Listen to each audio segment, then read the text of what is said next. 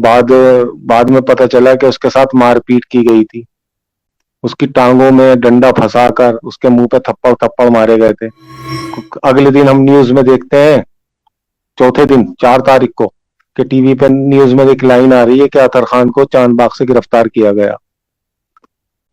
میں نے کہا یہ تو خود ہی حاضر ہوا تھا، اس میں لے کے جا رہا ہے کہ چاند باغ سے اس کے گھر سے گرفتار کیا گیا لکھا آ رہا ہے. اس کو 3-4 گھنٹے تک وہاں پر ڈیوڑی کہہ رہے ہیں کہ ڈیوڑی جو ہوتی ہے جہاں پر تلاشی لی جاتی ہے وہاں روکا رکھا گیا اور اس کو اس سے بیٹکیاں لگوائی گئیں، اس کے کپڑے اتروا دیے گئے، اس کو اس کا انڈر ویئر تک اتروا دیا گیا. یہ اتروا کر اس سے اٹھک بیٹھک لگائی گئی اور اس کے ساتھ گالم گلوچ کی، اس کو مذہبی گالیاں دی. مجھ کو نیند بھی نہیں آ رہی اس وجہ سے کہ اس کے ساتھ ایسا سلوک میرے بچے نے کیا ہی کیا ہے.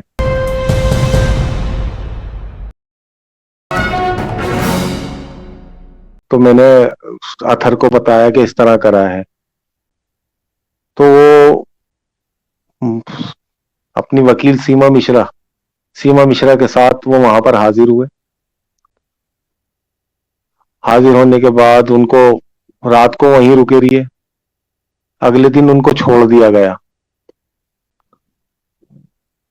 میں نے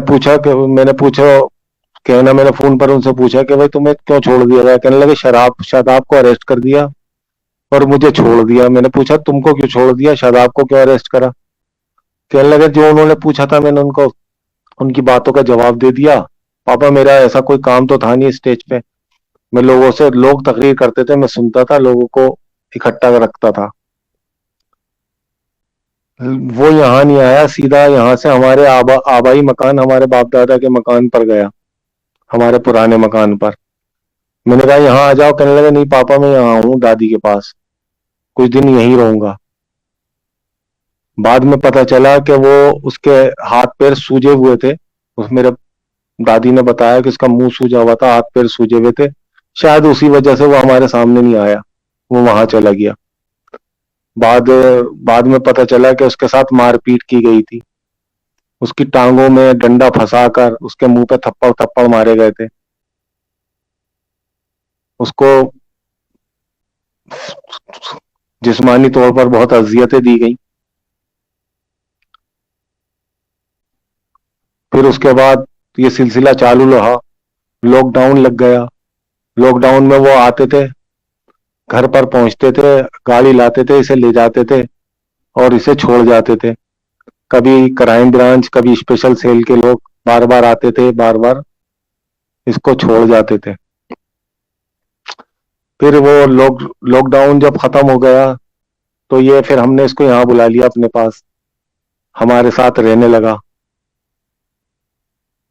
اس کو 1 جولائی کو رات کو فون آیا کہ بھائی آپ کو اے سی پی صاحب نے بلایا ہے. تو اگلے دن کہنے لگا پاپا میں جا رہا ہوں، نارملی گاڑی لے کر گیا ہے اپنی یہاں سے. وہاں جا کر 2 گھنٹے کے بعد وہاں سے فون آتا ہے، کوئی شخص فون کرتا ہے کہ بھائی آپ کے بچے کو ہم نے روک لیا. میں نے کہا کیوں؟ کہنے لگے کچھ اس نے سچ نہیں بتایا، کچھ واٹس ایپ گروپ کے بارے میں بات کر رہے تھے وہ، کہ واٹس ایپ گروپ تھا اس کا کچھ، اس کے بارے میں اس نے کچھ سچ نہیں بتایا. میں نے واٹس ایپ گروپ کیا ہوتا ہے؟ کیونکہ مجھے تو اتنا پتہ نہیں. واٹس ایپ پہ یہ ہوتا ہے کہ بھائی ایک دوسرے ہمارے واٹس ایپ گروپ پہ گھر میں بچے جو ہے اپنے دوسرے چچا کی ہیں ادھر ادھر باتیں کرتے ہیں. ہمارے کو تو یہی سمجھ میں آتا ہے. کہنے لگے واٹس ایپ گروپ انہوں نے بنایا ہوا تھا، اس میں انہوں نے سچ نہیں بتایا. اس کے بعد اس سے اطہر سے ہمارے بات کرنے کا موقع ہی نہیں ملا کافی دن تک، تو ہم پوچھ پاتے. اگلے دن ہم نیوز میں دیکھتے ہیں، چوتھے دن 4 تاریخ کو، کہ ٹی وی پہ نیوز میں ایک لائن آ رہی ہے کہ اطہر خان کو چاند باغ سے گرفتار کیا گیا. میں نے کہا یہ تو خود ہی حاضر ہوا تھا، اس میں لے کے جا رہا ہے کہ چاند باغ سے اس کے گھر سے گرفتار کیا گیا لکھا آ رہا ہے. پھر کافی دنوں کے بعد اس کا فون آیا.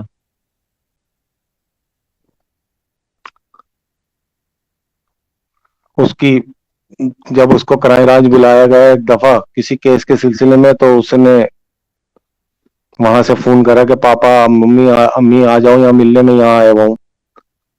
तो 11 मूर्ति पता नहीं 9 11 मूर्ति, हाँ 11 मूर्ति के आसपास कोई ऑफिस है, वहां हम गए मिलने। उससे मिले, उससे पूछा कि तेरा तो, जब कह रहे थे कि तेरा तो कोई है मैटर है नहीं, फिर तू क्या गिरफ्तार क्यों हुआ? तेरे साथ के लोग जो हैं और भी तो थे, स्टेज संभाल रहे थे, वो क्यों नहीं गिरफ्तार हुए? उसने मुझे जवाब नहीं दिया, क्योंकि वो मेरे से शायद बातें, मेरे बीमार होने की वजह से बातें छुपाता है।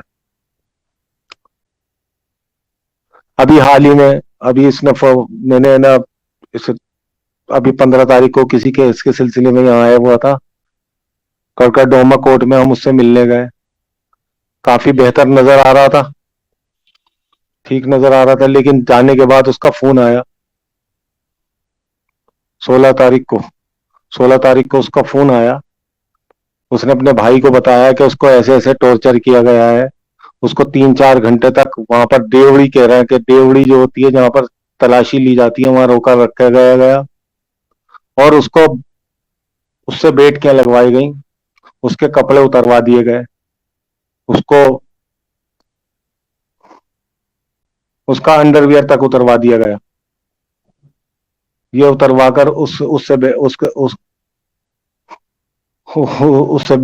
उठक बैठक लगाई गई, और उसके साथ गालम गलौज की, उसको मजहबी गालियां दी, मुल्ला शुल्ले पता नहीं क्या क्या मजहबी गालियां दी गई जो उसने बताई है, और उसके साथ बदतमीजी की गई। एक सिपाही ने, प्रशासन ने, जेल प्रशासन ने उसके साथ की बुरा सलूक किया है। पहली मर्तबा मंडोली में उसके साथ पहले भी बदतमीजी होती थी, वो जबानी होती थी, लेकिन इस बार तो इंतहा कर दी कि उसके कपड़े तक उतार लिए गए तलाशी के नाम पर। जब वो पुलिस के साथ अदालत आ रहा है, पुलिस के साथ अदालत से वापस जा रहा है, फिर तलाशी किस काम, किस किस लिए तलाशी? और तलाशी की इंतहा, बेइज्जती की इंतहा। अभी वो आरोपी है, मुजरिम नहीं। आरोपी के साथ ही ऐसा मुलजिम को मुजरिम बनाने में लगे हुए हैं। ये बेहुदा गालियां दे रहे हैं, माँ की, बहन की, मजहब की, बदतमीजी की इंतहा कर दी। उसने अपने भाई को बड़े उससे बताया कि मेरे वकील को बताओ कि इसकी एप्लीकेशन लगाएं कि मेरे साथ इस तरह बदतमीजी की गई है। एक बाखलाक बच्चा, और उसके साथ ये बदतमीजियां। वो तो जहां जाता है दोस्त बना लेता है। इसके अंदर ये सलाहियत है कि अपने दोस्त ज्यादा हैं इसके। जो मैं जब से सुना है, जब से बहुत दुखी हूं। मेरी मुझको नींद भी नहीं आ रही इस वजह से कि इसके साथ ऐसा सलूक। मेरे बच्चे ने किया ही क्या है?